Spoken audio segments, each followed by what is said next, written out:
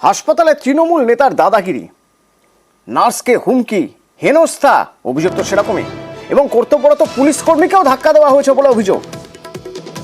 দুবরাজপুরের ঘটনা। দুবরাজপুর পুরসভার কাউন্সিলর নাজিরউদ্দিন শেখের বিরুদ্ধে থানায় অভিযোগ, দাদাগিরির অভিযোগ। হাসপাতালে হুমকি, হেনস্থা, কর্তব্যরত নার্সকে হুমকি দেওয়া হয়েছে, পুলিশ কর্মীকে ধাক্কা দেওয়া হয়েছে, নাজিরউদ্দিন শেখের বিরুদ্ধে অভিযোগ।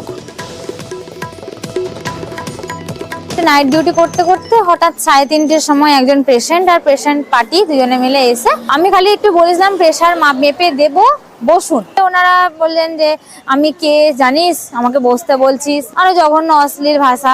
ইভেন আমার গায়ে হাতও পর্যন্ত তোলা হয়, আমার হাতে টানাটানি পর্যন্ত করা হয় হাত ধরে। আমি ওই জন্য থানায় অভিযোগ জানিয়েছি, আমাদের কর্তৃপক্ষকেও জানিয়েছি। ভোরাতে ছিলেন ইসলামপুরের 7 নম্বর ওয়ার্ডের কাউন্সিলর শেখ নাজিরউদ্দিন। আমার কাছ থেকে ওনাকে সরিয়ে নিয়ে যাওয়ার জন্য একজন পুলিশ মার খেয়েছে। সিস্টার দিদি ওনাকে বলেছিলেন যে একটু ওয়েট করুন, যেহেতু ডিরেক্টলি এসছেন, হঠাৎ এলে পেশাটা অনেক সময় বেড়ে যায়। তারপরেই কাউন্সিলর সাহেবের সাথে কথা কাটাকাটি হয়। সকালবেলা আমি জেনে হায়ার অথরিটিকেও বলা হয়েছে, এবং আমরা যে যা প্রয়োজনীয় বিষয় রয়েছে সেটা আমরা সেই মতোই করবো আর কি। আমার যেভাবে শ্বাসকষ্টটা হচ্ছিল সেখানে ডাক্তার দেখেছে, তার কাগজ রয়েছে, আমাকে আধ ঘন্টা অবজার্ভে ওখানে রাখা হয়েছিল। তো আমি একজন অসুস্থ লোক হয়ে এগুলো কী করে করতে পারি? আমার সঙ্গে দলবল লোকজনও যায়নি।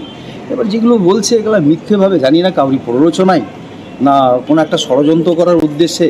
যদি এই যে অভিযোগগুলো করছে সেগুলো যদি সত্য প্রমাণ হয়, আইন যা শাস্তি দেবে আমি ঘাড় পেতে নেব। এটা বিরোধীদেরই চক্রান্ত, বিরোধীরা করাচ্ছে, সুযোগ পেয়েছে। এর সারা বাংলায় এরকম একটা অস্থিরতা রয়েছে, ওরা তৈরি করেছে, সেটাকে এখানে অ্যাটাক করতে চাইছে। পুলিশকে কি মারা হয়েছিল? না না না, এই ধরনের ঘটনা যদি ঘটে থাকে তাহলে এটা নিশ্চয়ই অনভিপ্রেত ঘটনা। বিশেষ করে সমাজের বিশিষ্ট জায়গায় যারা আছেন তাদের এই ধরনের ঘটনা এড়িয়ে যাওয়াই বাঞ্ছনীয়। পুলিশ তদন্ত শুরু করেছে, পুলিশ যেটা সঠিক মনে করবে তদন্ত পাবে, সেই ব্যাপারেই পুলিশ ব্যবস্থা। সেই রকম কোনো অভিযোগ হলে নিশ্চয়ই তদন্ত দেবে।